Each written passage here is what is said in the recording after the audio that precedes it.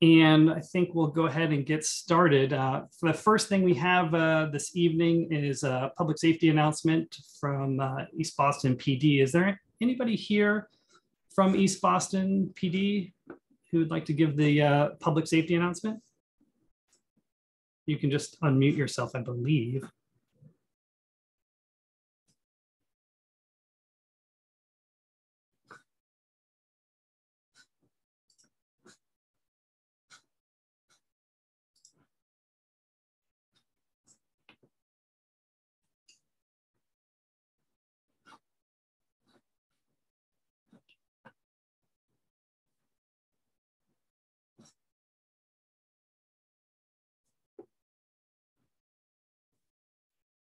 Is nobody here from Boston PD, or excuse me, East Boston PD? I talked to you guys today.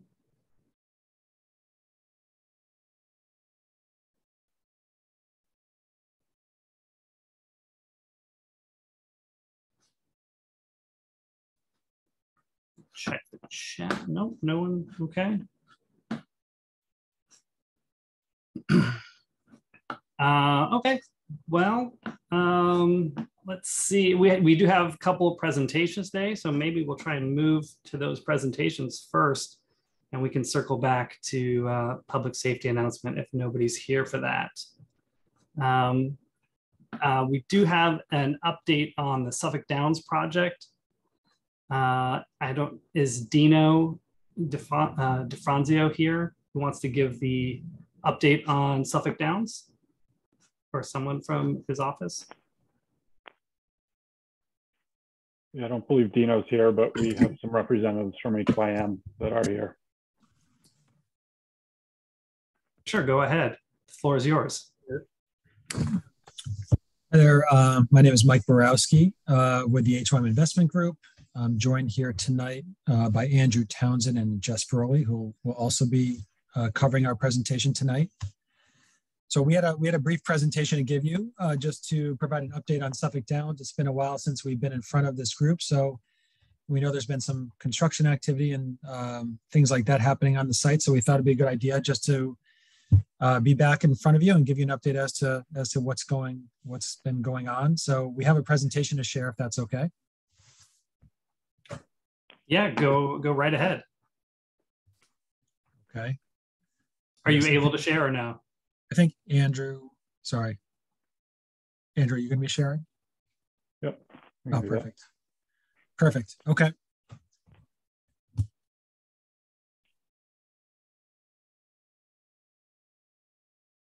Everyone see that?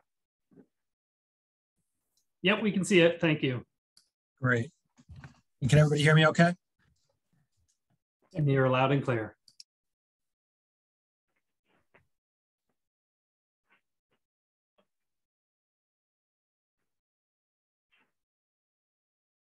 There we go. So this is, so it's been, it's possibly been maybe about a year and a half or 2 years since we've been before you. But I would just give everybody an update that, since we've been before you, we are now fully approved for our master plan, approximately 16 million square feet. This is a rendering that you can see here with Revere in the foreground and Orient Heights kind of in the middle of the page, just to give a sense of what the site may look like. At full build out. This is again, probably, 15 to 20 years in the future, but this was our vision for the site. This is a slide we showed often during our permitting process. Just wanted to share that again here for any new members. Next slide. So we did get approved.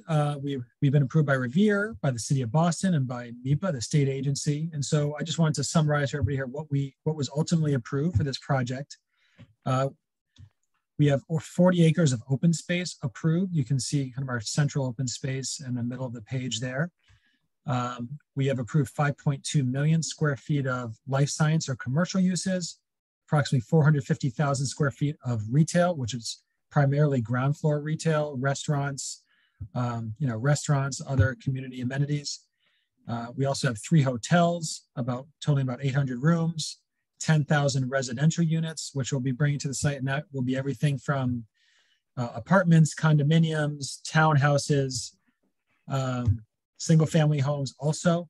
senior housing. About 1 million square feet will be senior housing, will be 1,000 units. So this is in total what will be built out over the course of 20 years.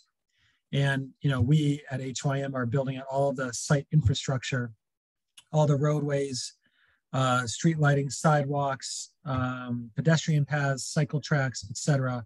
Utilities, of course, bring utilities to the site. We are doing that work as well. Next slide. I just have a couple of renderings to share. This is a rendering.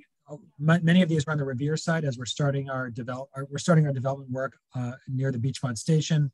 This is just a view of one of our retail corridors. As you can see, restaurants on either side of the street.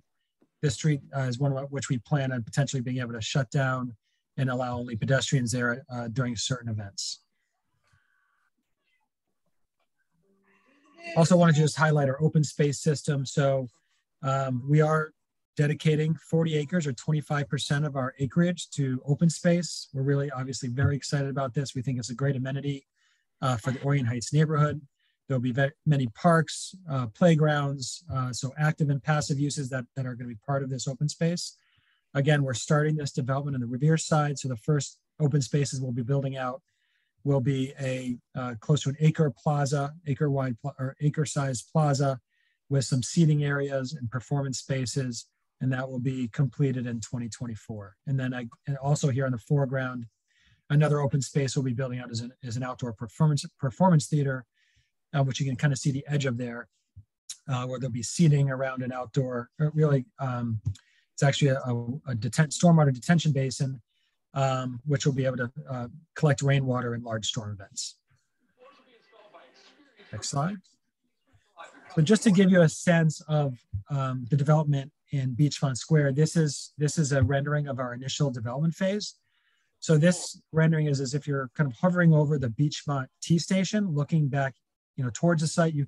Orient Heights, to just orient everybody, is on the left side where Andrew is holding his cursor.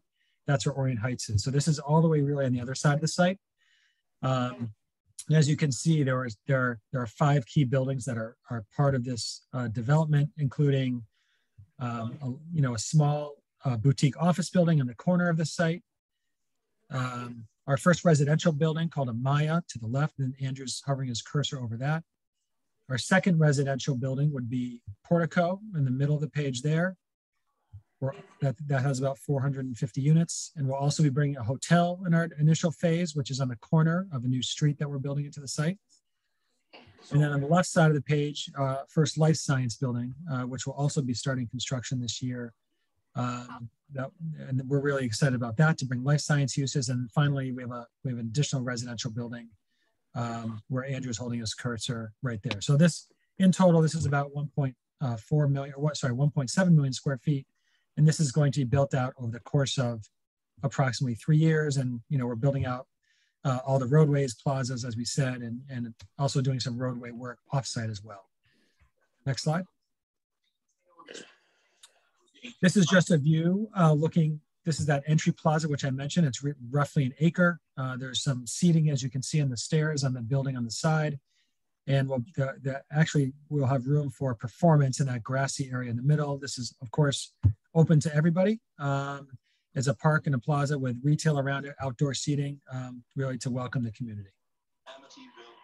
Next slide. This is another view of that plaza. Again, you can see the outdoor seating and the umbrellas on the left side. And it's surrounded by some of these new buildings. We'll obviously be having a lot of trees that we're planting there as well. And in that center area with the grasses, that will be an area that's open for performance. As you can see, we indicate that we actually have a band showing a band there playing. And so these are some of the things we hope to do as we move forward with the kind of repurposing of the site. I think we already saw this slide, but this is just, again, a look at our retail program. All of our retail, by the way, will be ground floor retail, local and regional retailers and restaurants. We will not be doing any retail, any big box stores on the site. We already, of course, are adjacent to a Super Stop and Shop and a Target, which are a great amenity, I know, to the neighborhood, and would be amenity, I think, to our residents and visitors as well. And then lastly, this is that outdoor performance theater, just to give you a sense. You can see we have seating on the left, and this outdoor theater really doubles as a stormwater detention basin. So this is something that would be built towards the end of our initial phase. Again, open to all, and we think it's a great public amenity. So I'll now turn it over to Andrew. Andrew will give you an update on some of the work that that's been going on the site. And then following that, Jess will talk about some of the exciting things where we have planned for the next couple of years as the site is under construction. Yeah, thank you, Mike. Good evening. Good evening, everyone. Thank you for the council for having us. So just going to go through some of the work that we've done to date on the site, all mainly on the Revere side. So this shows some pictures, obviously. We demolished all of the barns and stables on the Revere side to make way for that Beachmont Square portion of our site that Mike discussed just a moment ago. So just some pictures of the demolition there. And then we've started the phase 1 infrastructure work for the Beachmont Square portion of the site. So we had to import some soil, and then this picture shows some of the roadways getting compacted. So that work is ongoing as we speak. And then this is just some more pictures of the infrastructure work in that phase 1 of Revere. So see some of the stormwater portions here, and then some other site work ongoing. So that's mainly what we've been up to the past couple of years on site work, moving dirt around and installing utilities. So with that, I'll hand it over to my colleague Jess to kind of update you guys on some of the site activation things that she's been working on. Thanks, Andrew. So I've been working on things outside of moving dirt, and I think I've met some of you at some of our events, kicking off with the drive-in in 2020. And then last year we opened the track up to the public. It was a great response from the community and the neighborhood, and there's constantly people there walking. Just closed for the winter right now, but we plan to open back up in the next few weeks. We also have a bunch of events planned to have at the track. We'll be bringing back an outdoor fitness series, doing some work on the paddock to add more seating and just, passive use, or if people want to use it for events. We'll be kicking off in April also with a fun kids race called Marathon Daffodil Dash, and we're partnering up with Revere Parks and Rec. Another big item on the list for this year is we're working to open a dog park, hopefully in the end of May or early June. And the dog park's going to be located right to the right of the track entrance. It'll be accessible, even when the track is closed. We're going to make it double gated so that, members of the community have access to it all the time. We're also working on some plans for an interim outdoor venue in the infield, which we'll get to. Working with some different partners across the community to bring different events throughout the summer. Everyone is definitely back in event planning mode. And then, bringing more of the placemaking efforts in. I'm sure if any of you have been to the track since we opened it, you saw our art installation with Artists for Humanity. So we'll be working on more initiatives like that this summer. And with the food truck festival, that's hopefully coming up in June. So there's a lot of stuff on the horizon. And I just want to also, I'll put it in the chat here, but for anyone that doesn't know, when we opened the track last summer, we also built and launched a new website for Suffolk Downs at suffolkdowns.com. We have social media channels now. So we have a Facebook and Instagram page. So, you obviously have our information, but if you ever are looking to see what kind of events are coming up, definitely go and check the website out. Andrew, if you want to. So this is just a little bit more detail on the location of the dog park. So sorry, the plan here is a little bit small, but as you'll see, it'll be 2 fenced in areas right to the right of the track entrance. So there'll be a fenced in area for, you know, a large dog park, and then a smaller area for small dogs. Like I said, it'll be double gated, so you'll be able to access it through the parking lot. We'll be working with obviously all of our on-site vendors to keep it maintained, and trash barrels and all that sort of stuff. And hopefully plan some dog events there as well. Next slide. So I'll turn it back over to Andrew to give some details on another project we're working on. Yeah, thanks, Jess. So as Jess mentioned, we're planning an interim outdoor music venue for the infield area of the track. We see this, and we've partnered with the Bowery Presents, which is a first-class promoter, to partner with us on the venue. We see this venue as continuing the long tradition of arts or music and entertainment on the site. Obviously, this picture is the Beatles performing on the track in 1966. But with this interim outdoor venue, we hope to continue that tradition. So a little bit about the Bowery Presents. They're leading East Coast promoter. They manage 18 indoor and outdoor venues in the Northeast, primarily in New York City, Boston, and Philadelphia. Locally, they own and operate the Roadrunner, which just opened last week, as well as the Sinclair in Harvard Square. And they handle bookings for Royale as well in Boston. And then they also present shows at TD Garden, Box Center, Agganis Arena, and other venues around the city. So they know Boston well and put on some really good shows in the city. And you know, in regards to the Suffolk Downs venue, the Bowery Presents will be responsible for all venue operations, talent booking, production, promotion, etc. So this slide kind of gives you a general overview of where the venue will be located. So this blue area is the location of the venue. The stage will be kind of right here. The patrons will, you know, the concert attendees will be here. There'll be parking in this parking lot as well as other parking lots on site. So just kind of orient you on the site where this interim venue is going to be. A few details on the venue. So the location, obviously inside the infield of the track. The capacity is going to be 8,500 attendees, mainly general admission, and there will also be a VIP area. The venue season will be typically June through October. This year in 2020, likely will not start in June, but it'll be later in August or September. And the proposed timeline for the venue is starting this summer and at least through 2025.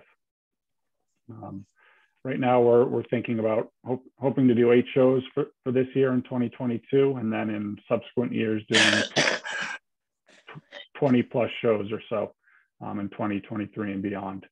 And then the times of the shows will be in the evenings, ending by 10:30. And this picture over here, I'm not sure how clear it is on your screens, but it shows that's the plan for the venue. And so the stage is here.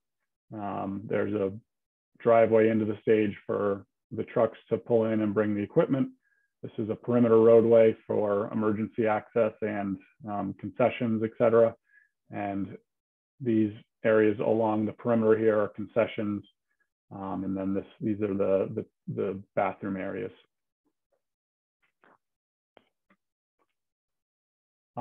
So just 2 things I want to touch upon: transportation.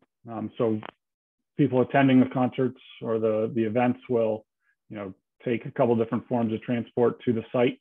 We'll have on-site parking for about 1,000 vehicles or so. Or, you know, patrons could travel there by MBTA. Obviously, the Suffolk Downs station is right there. or the MBTA bus runs through the site as well. And then we also will be dedicating specific pickup and drop off areas within our site for ride shares, Ubers, Lyfts, etc. And then sound mitigation. So we've HYM and Bowery Presents have engaged a sound engineer to assist us in minimizing the sound impact to the neighborhood. So the stage has been strategically oriented to point sound away from the residential neighborhoods. Concerts will end by 10:30, and then security will also be present throughout the venue as well as in the parking lots for crowd management and dispersal after the shows. So that was our presentation. Happy to take any questions or comments.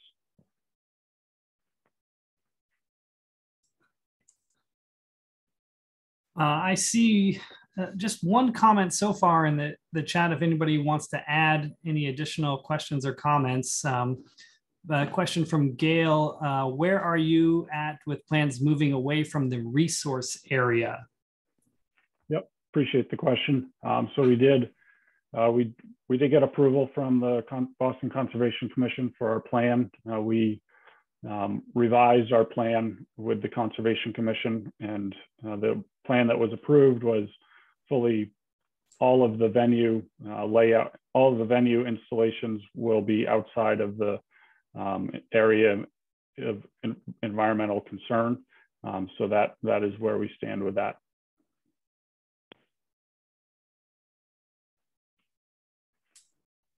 Yeah, I'm just gonna see if there's any more. I don't see anything else in the chat. Give about 10 seconds for anybody to write anything else for a question. Otherwise, we'll move on. No, Sergeant Santolo here. Can I just ask one question? Yes, go right ahead. Hi. Can I just have you, I missed half that presentation because of we didn't have the passcode. Can I just reach out to whoever made this presentation after the meeting? Yeah, I'm sure we will have information for you. And we also record the meeting. So that'll be, I can make sure I send that to you as well, so you can see the entire presentation. Excellent. Thank you. We're happy to send it to you directly as well. Thank you, sir. I don't see any more questions. There's one more here. I see another one from Gail asking to please promote the dog park. So we've also reposted the sign-in sheet for anybody who hasn't done that. We do have another presentation tonight, but before we do that, I'd like to jump to a safety report from our PD department here. If one of them wants to go ahead and give us a safety update. Good evening, everyone. First of all, I made a mistake here, just like the sergeant said there. It was kind of tough for us trying to get on. And then, of course, me and my fingers trying to check. I spell my name wrong. It's actually Officer Mosley, Mosley. Glad to be here this evening with you guys. I'm just going to touch on some of the, some things that have been going on in East Boston as far as lost needs, et cetera, and especially in the Orange Heights area. So let me see what I have for everyone here. The B&Es to motor vehicles are up, and they've been up since January 1st. I want people to also be mindful of, with the good weather coming, with the nice weather, I should say, coming, be careful of like all of the groups of kids, scooters, et cetera, bikes that are going to be about, and in the streets and so forth, and in the parks. We want you to also understand that there would be a lot of kids, young adults, kids, also, at the parks.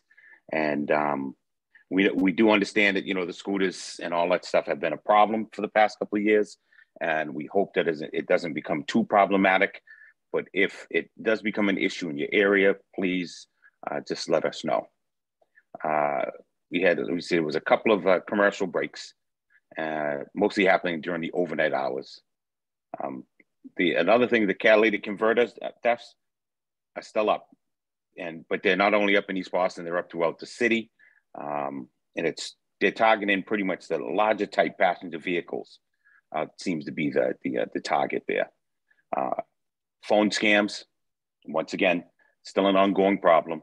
I sat here in the police station the other day and listened to one of the officers take a phone call, and the woman, I could only hear his side of the conversation, but kind of knew what he was getting at when the other person on the other line had said, something about it, because he was saying it kind of loudly. Okay, so they said that they kidnapped one of your family members, and then they wanted, they wanted money from you, and he pretty much just came out and said, "Ma'am, it's a scam. Whatever you do, do not send anybody any money whatsoever. They'll ask for money. They'll ask for, they'll ask for your credit card information, gift cards. If this happens to you, just hang the phone up. That's all you have to do." Traffic enforcement in East Boston has increased. We've issued many citations and criminal complaints as well. There has been no Part 1 crimes in the Orient Heights section. And like I said, once again, just be mindful with the warm weather, with the kids, et cetera. I did also see the thing about the shooting that happened on London Street. That I could say is this: the victim was a teenager. He was in stable condition.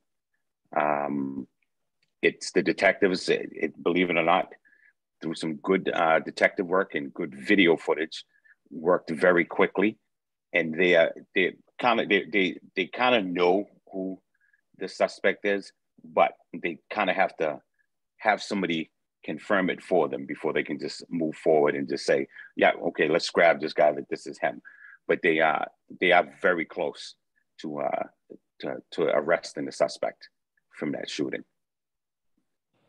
Let me see what I have in Orient Heights. We've had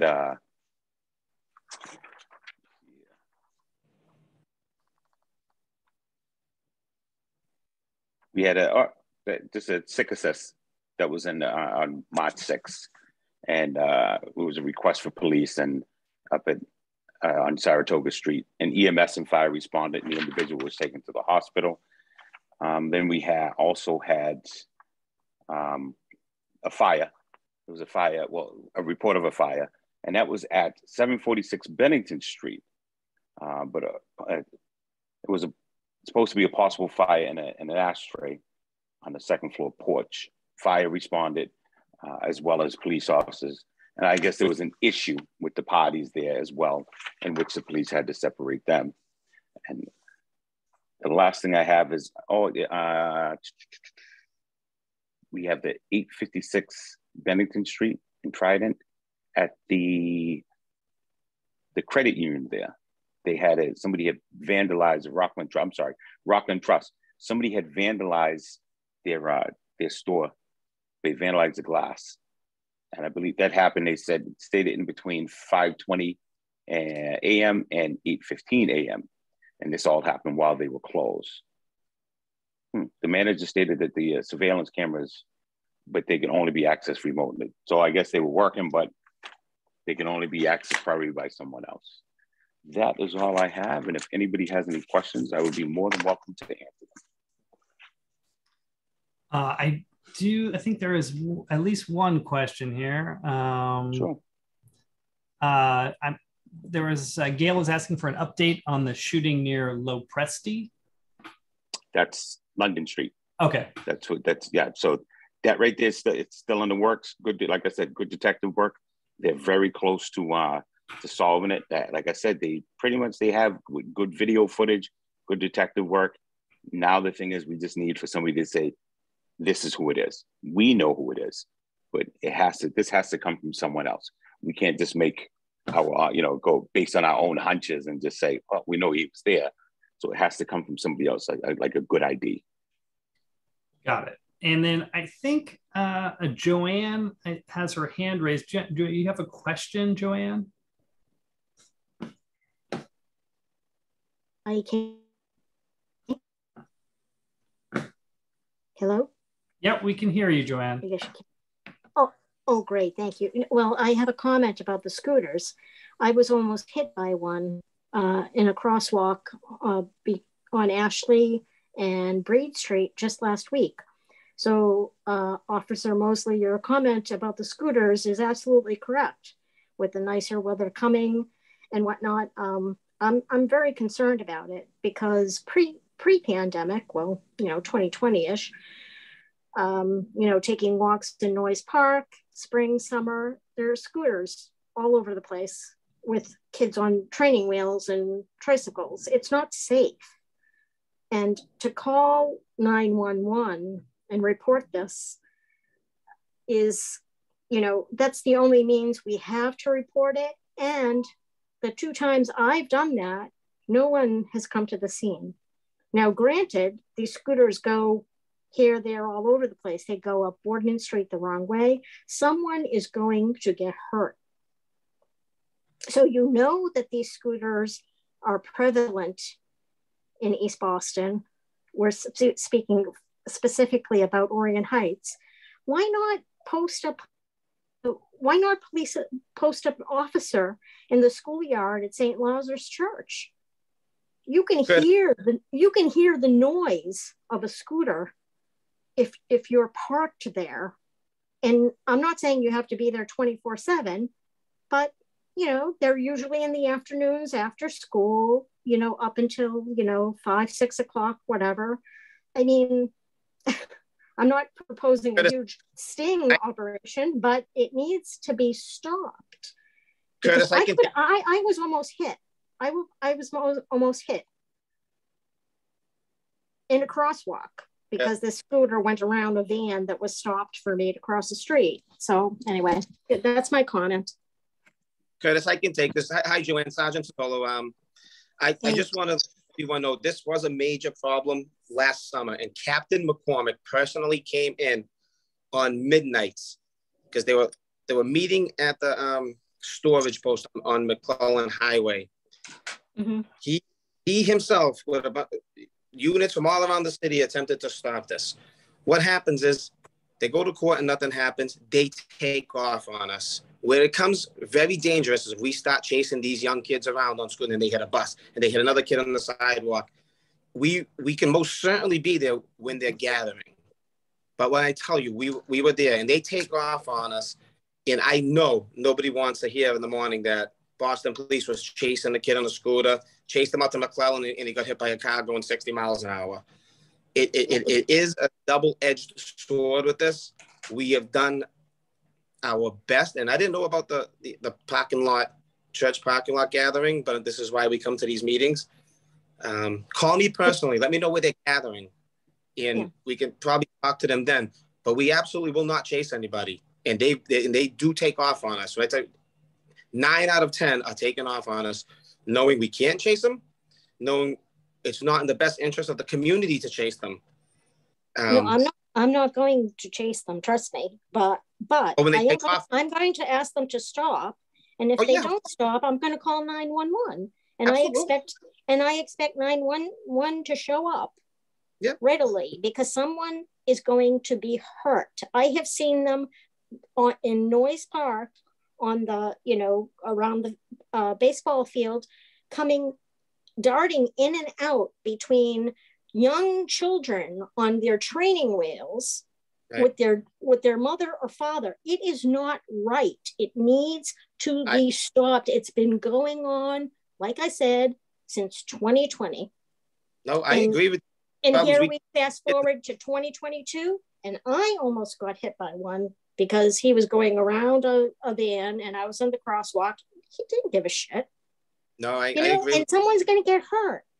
And honestly, if I get hurt, trust me, the Boston Police Department is going to hear from my attorney because it has been going on for years. And I understand you can't chase them, but honestly, if there was a patrol car parked in St. Lazarus parking lot, just sitting there, hearing the noise, you could quickly walk a block over and go with a uniformed policeman. I know they're going to dart away, but honestly, you could go up to them and physically stop them and say, you can't do this here. No, we cannot physically stop them. Is it legal? Is it legal to do that? Is it legal to hinder the safety of people in a public park? You can ride a bicycle in a park, but a motorized scooter?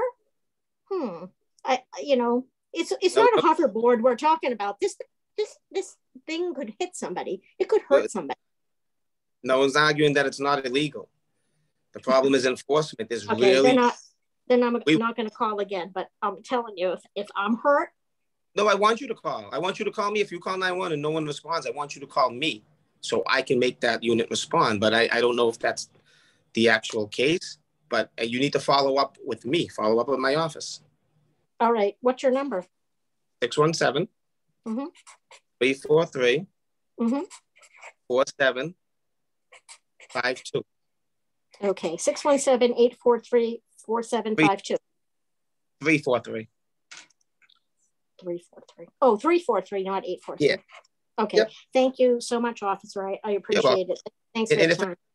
And honestly, I'm not saying this to be I agree with you. I'm from East Boston. I want this to end. But if anybody has any ideas, then let's work together on this. And if you have an idea, call me. I'll listen to it, because this is a really tough thing to police. But I can call you or send you an email or something. But what we don't know what you can do, and it seems like a waste of resources if I call 911 if you can't really do anything about it.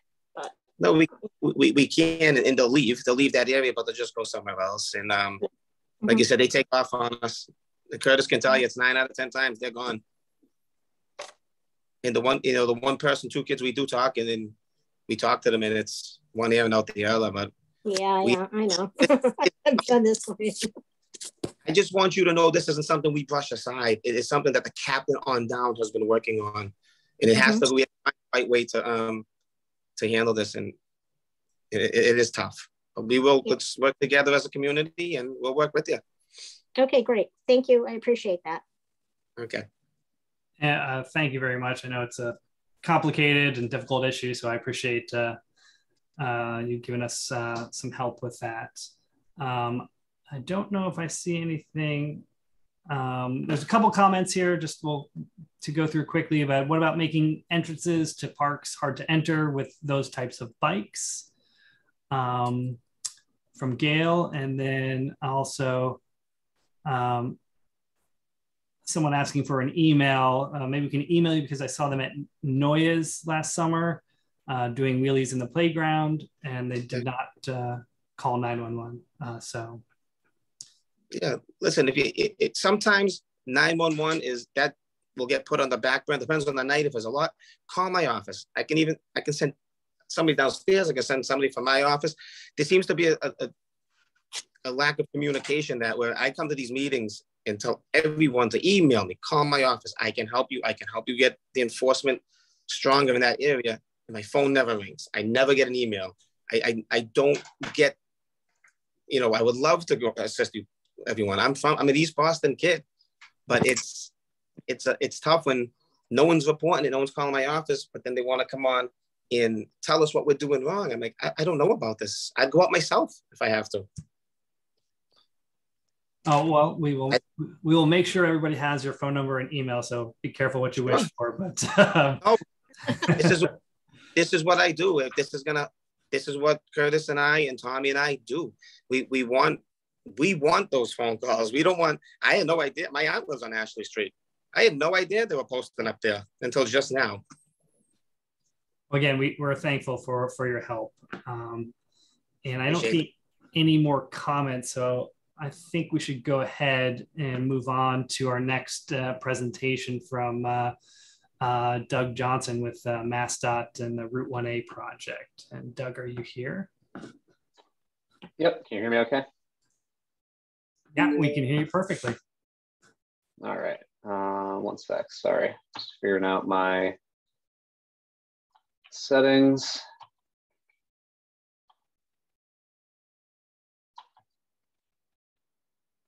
All right, and I'm going to share my screen. All right, can everybody see what I'm sharing? Yes, we can see it and we can hear you. Great. All right, thank you very much. Hi, everyone. My name is Doug Johnson. I work at the Massachusetts Department of Transportation, and I'm the project manager for the Route 1A corridor study. Thank you very much for having me here tonight. I'm going to give you a brief overview of the study and what we're doing, and I hope that you get engaged with our process, which is ongoing right now, and you stay engaged throughout it. We're at the really early stages of this process, really early on. So there's a lot of opportunity to get involved and to provide input on the study as it progresses. This is what I'll go through really quickly. This is a longer presentation that I have set up for longer meetings. I'm just going to quickly fly through some of the content, and then we'll have time for questions and comments from all of you. I imagine folks are going to have a lot they want to share and ask, and I can point you to the project website as well. So what is this study and why are we doing it? You may recall that back in 2019, prior to the pandemic, a private property owner approached MassDOT and the MBTA about leasing the inactive rail corridor along the Chelsea Creek. You can see it in this image here. This basically runs the length of Chelsea Creek from Addison Street up to the Newbury-Rockport line. So a private property owner approached the state about leasing this. They had an idea to build a bypass road on it, extend the Coughlin bypass road up it. And members of the community, including a lot of your elected officials, then came to us and said, before you do anything with this, before you lease it or make any decisions about what should happen with the state property, please do a planning process and figure out what all of the possible options are and what the benefits or the costs of any of them would be.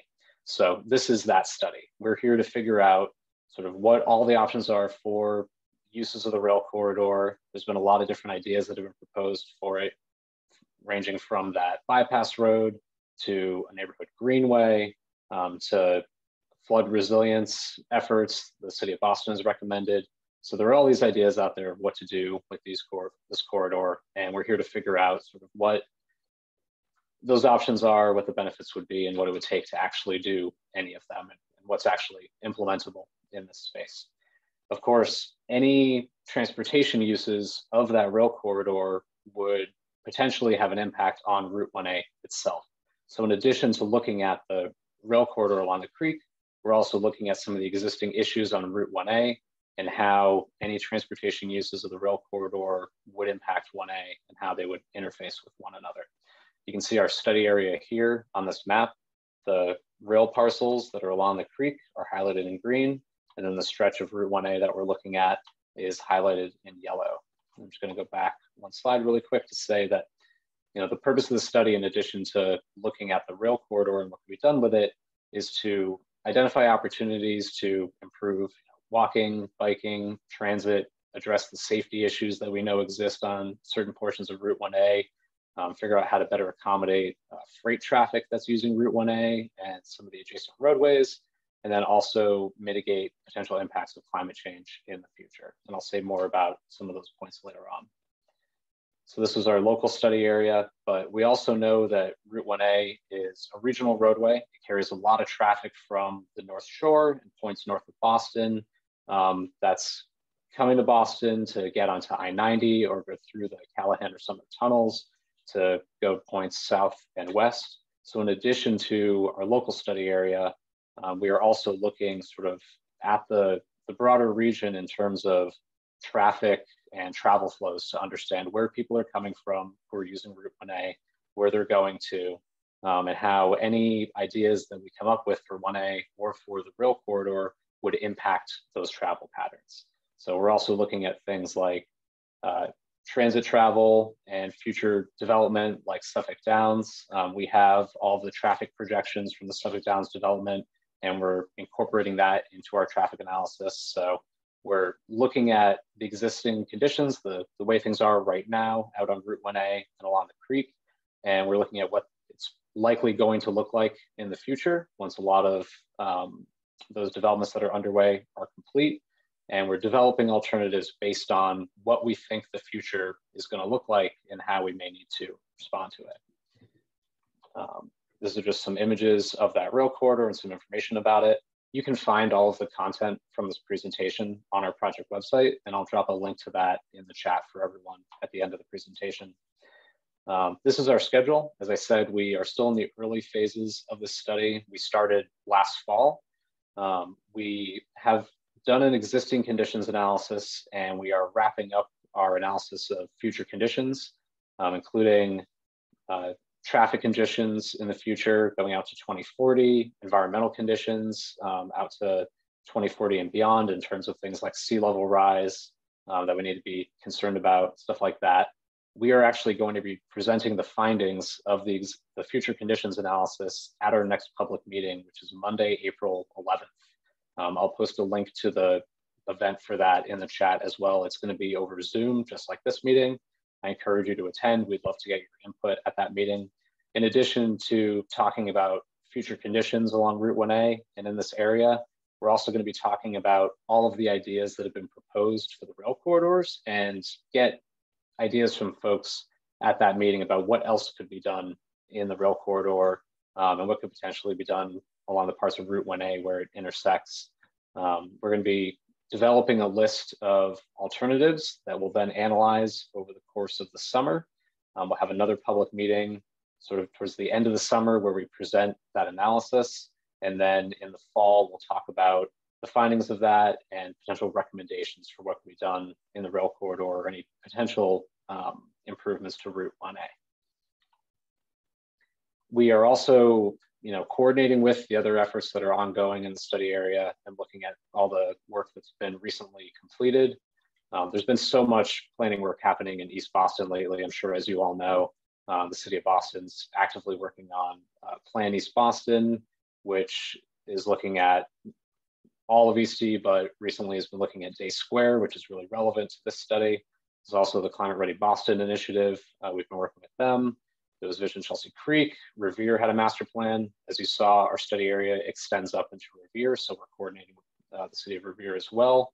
There's also the Chelsea Creek Municipal Harbor Plan, of course, the Suffolk Downs redevelopment.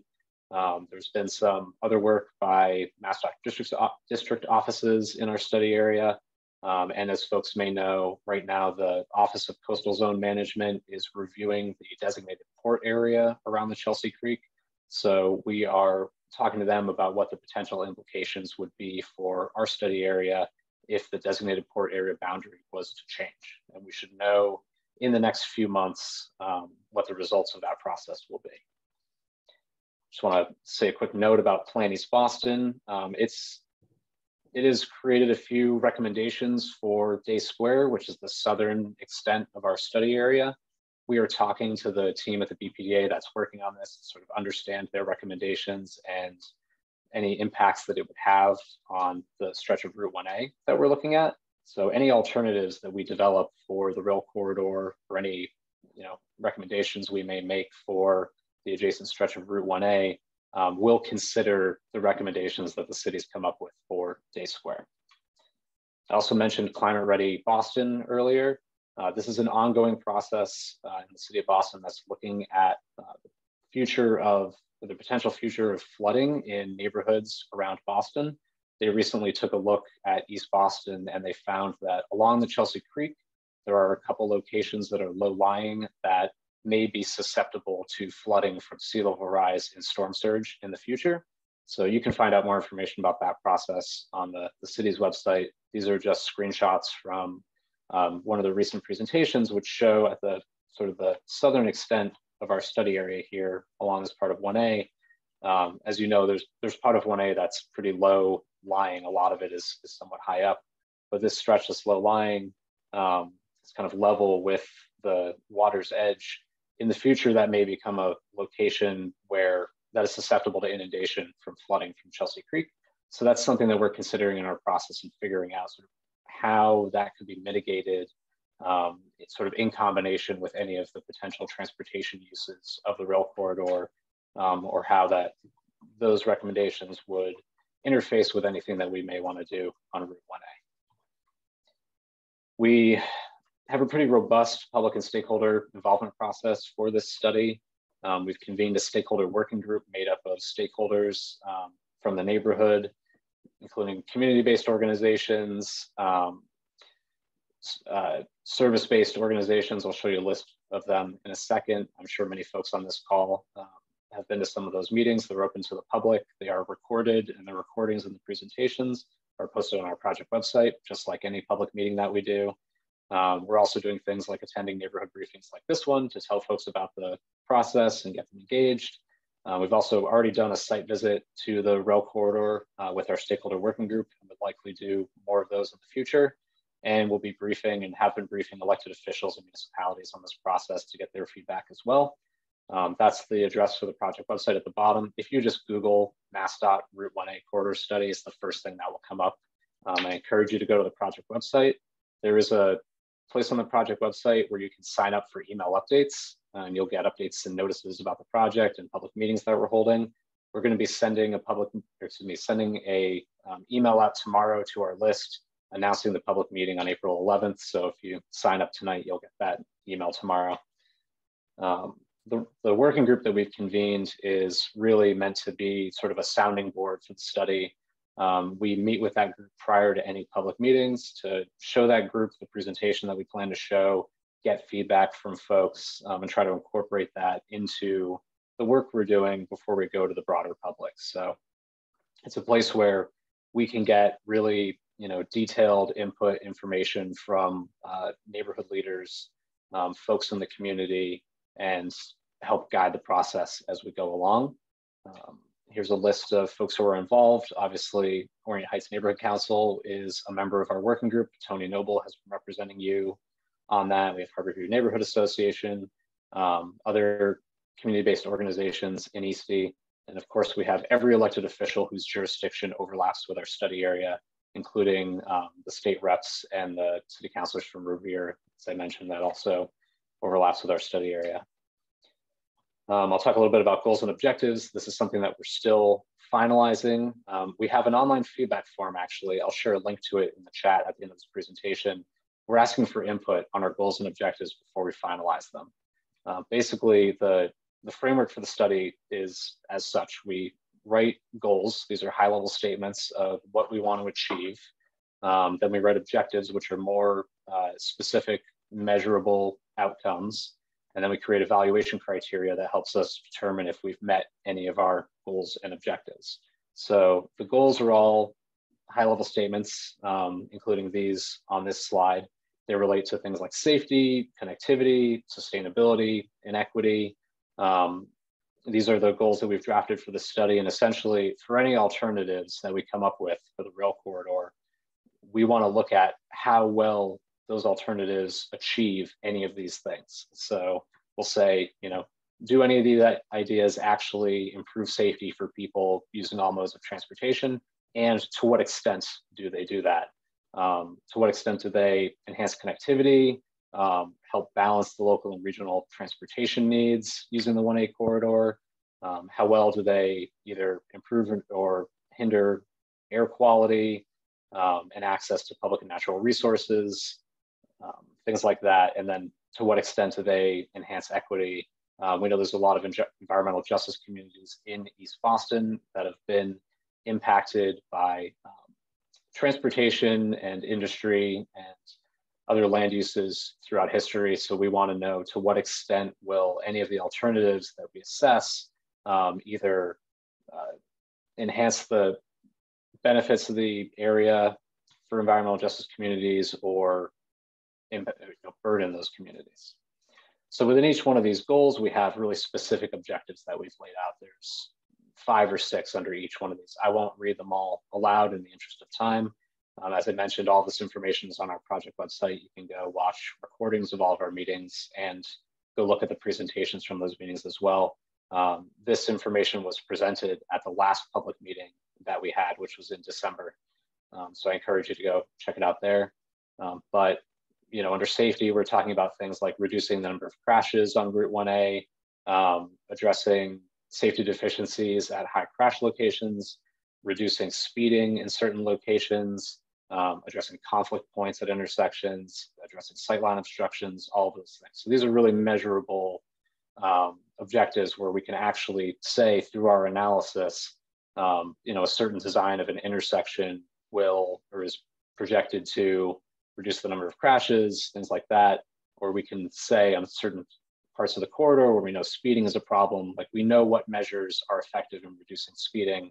So we can take a look at different options for doing that, and we can assess to what extent any ideas that we have will actually succeed in addressing problems like speeding or safety, things like that.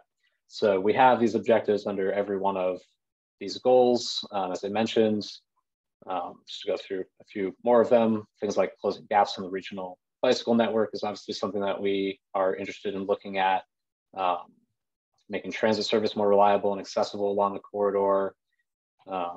We know that there's delay at several locations along Route 1A with a lot of traffic congestion during periods. And we know that freight traffic is using Route 1A to get to either Logan Airport or downtown Boston, or even other points within East Boston. So we're trying to understand sort of how freight traffic is moving throughout the neighborhood, and how any of the ideas we assess would impact that or improve that circulation. And then we want to, of course, minimize the local impacts of regional traffic and cut through traffic from the neighborhoods. And then, of course, we're looking at things like reducing air pollution, greenhouse gas emissions, providing new access to new open space or natural resources, mitigating flooding in the future, improving drainage, etc. So schedule and next steps. As I mentioned, we are going to be getting into the process of developing alternatives for the rail corridor and any parts of Route 1A that would be impacted by potential transportation uses of the rail corridor. Then we'll do the alternatives analysis over the summer and then present the findings and talk about recommendations in the fall.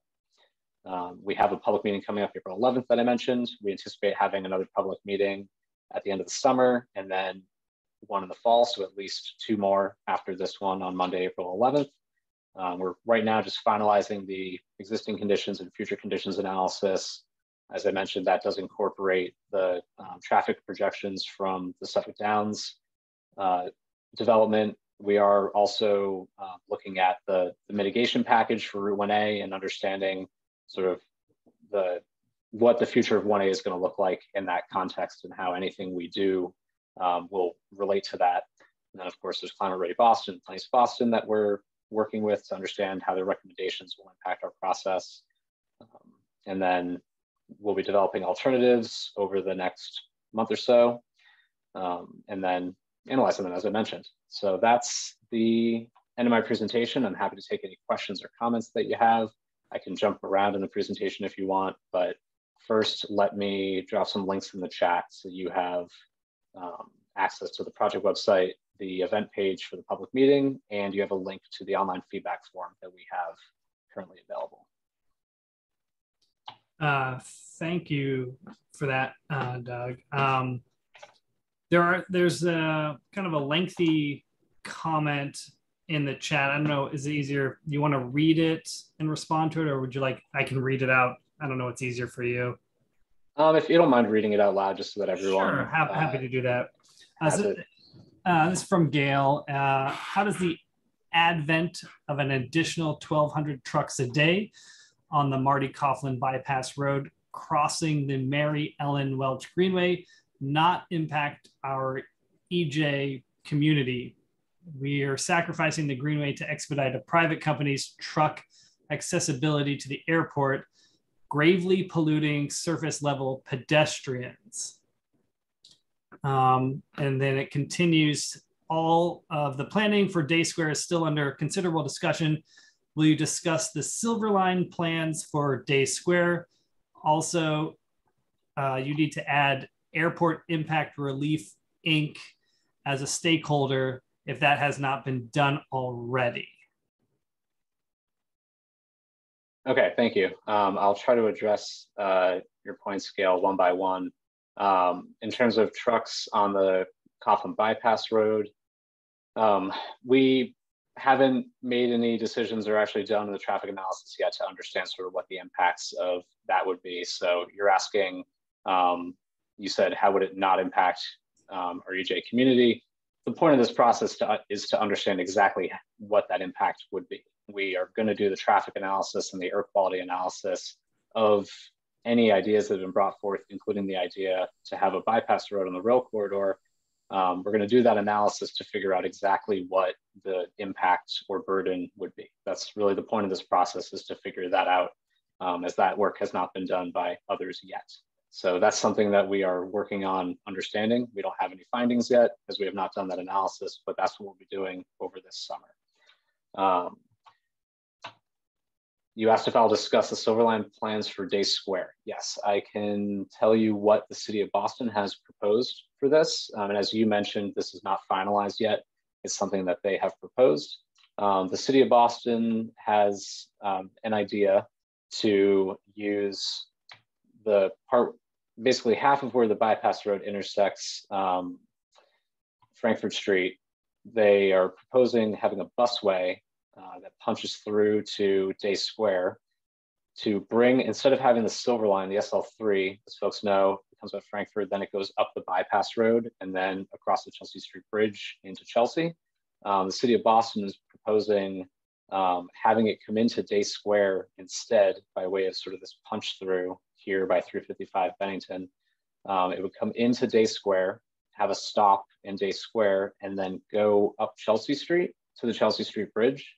They're proposing having bus lanes on Chelsea Street to facilitate its movement there. So it would take the SL3 off of the bypass road, bring it into Day Square, where it would serve residents of Day Square, and then it would go to up Chelsea Street, where it would connect to its normal route up by the Chelsea Street Bridge. So that's what the City of Boston has proposed. And as you mentioned, that hasn't been finalized yet.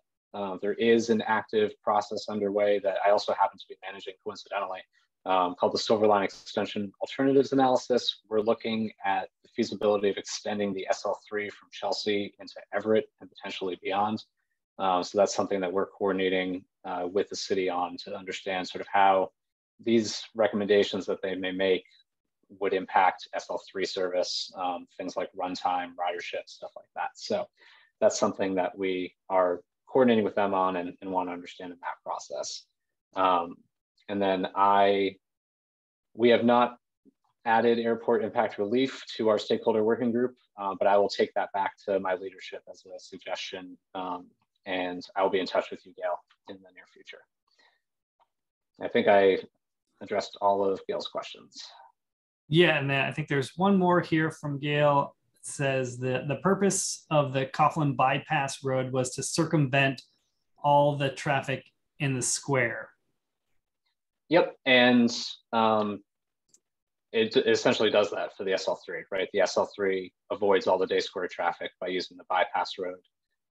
The city acknowledging that transit really only works if you actually deliver it to where people are, and based on requests from residents who have requested that the SL3 serve Day Square, has come up with this idea to have the SL3 go into Day Square, and then acknowledging that traffic congestion might be an issue for that service. They've sort of created this provision for bus lanes on Chelsea Street and this punch through that they're proposing, so that the SL3 would not be hindered by traffic in Day Square.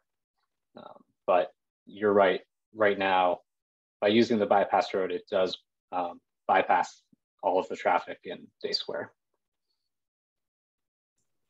And I also think we've got a hand up from Michael McCormick. Michael, do you want to unmute and ask your question?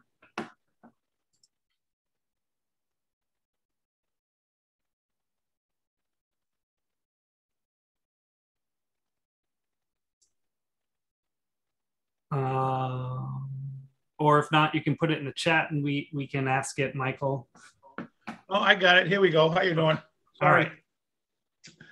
Yeah, I'll be quick. Hi, Doug. My name is Mike McCormick. I spoke with you on the 7th at the Harborview meeting. I don't know if you can recall. Again, on Saratoga Street between Curtis and Swift.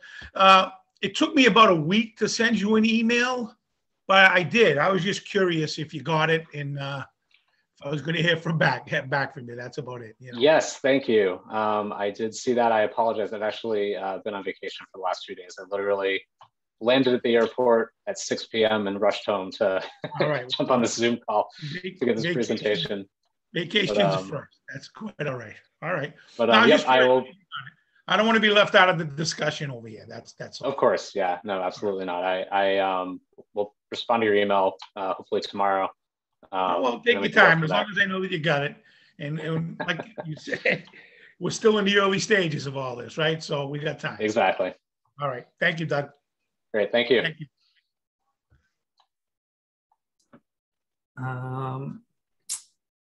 I don't see anybody else's hand up or any other comments here.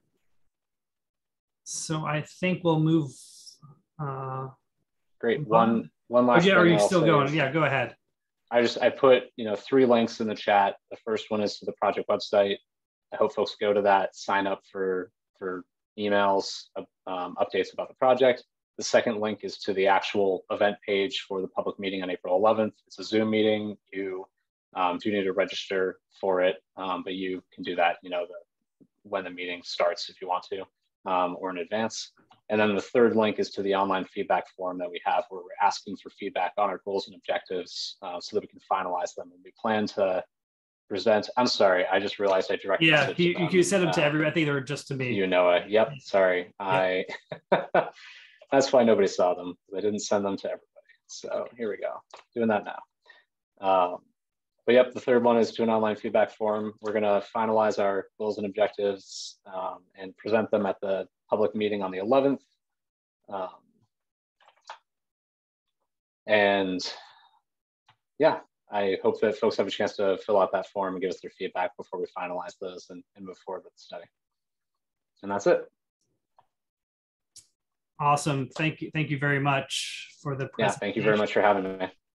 And again, I don't see any other questions or anything in the chat, so I think we'll move on to the rest of our agenda here, which will be, I think, relatively short. The only other thing we have here is just a quick recap of our design review committee meeting the beginning of this month on March 3rd. And this isn't for a vote or anything, just to update some people who may not have been able to make that meeting. In the agenda, there is a recording to a video link for the meeting. So if you want to watch the full thing, but there's a proposal to raise an existing structures and erect 3 new residential structures, each with 5 units. So that's a total of 15 units. And 5 parking spaces. This proposal came in front of the DRC. I think the general consensus from the group who met with them was that the size of the structures were a little large rather large for the area. And I think that was noted by the developer. People are wanting to have more setbacks in the yards and hoping to have a few less units. But there was a kind of a consensus that the existing buildings there are a bit unsightly and that some sort of development there and changing of those buildings would be welcome. I think the real major concern was the size of the development going in place. I don't know if anybody else who was at the meeting has anything else to add to that. I'm just kind of summarizing the notes that I had from the meeting. And I encourage everybody to attend the DRC meetings. They're very insightful. So I'll just look in the chat real quick here to see if anybody else has anything to add to that. Doesn't appear to be. And if not, we'll just kind of move on to the final item here for today. The last thing for today is that we're kind of letting people know that the OHNC is now looking for new board members for the next term. Our current term is will be up soon for the current members, myself and Tara. So all of the positions will be available. If you are thinking of running for the board, feel free to contact any of us. You can do so through the website or through the OHNC email with any questions that you might have. Nomination for officers are accepted at the June 20th meeting. So just giving people plenty of time to sort of plan and think about if this is something they want to do. And then elections for the new board will be held at the July 18th meeting. And the new board will take over for the September meeting. And that's per the bylaws, for the OHNC bylaws. Lastly, our next meeting is the DRC meeting. It's going to be held on Thursday, April 7th, 6 p.m. Again, I encourage people to attend that. It's, I think, very helpful, and I think makes these monthly meetings a little bit shorter and I think more purposeful. And then our next OHNC monthly meeting will be held Tuesday, April 19th, again at 6:30 p.m. We've just reposted the sign-in form for today's meeting. So if you could just look in the chat quickly and make sure you sign in. I'll leave the meeting open for another minute or two for people to sign in. Otherwise, that's all I have. I don't see any other comments or anything. So I hope you have a pleasant evening, and we'll see you next time.